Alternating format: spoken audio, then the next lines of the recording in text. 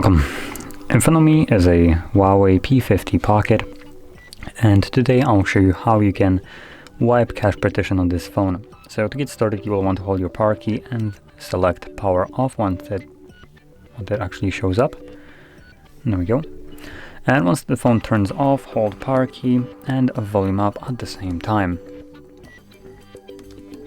Now you want to hold those two keys till you see a HUAWEI logo, and after that you should feel a vibration. Once you feel that, you can let go.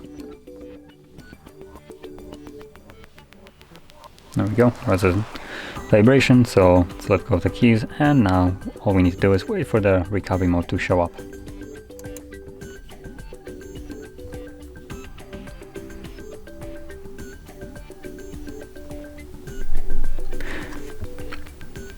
Okay, so from here you want to select clear data and wipe cache partition. This will immediately begin, and as you can see it's already finished, so let's select back, restart, and this will take us back to the operating system.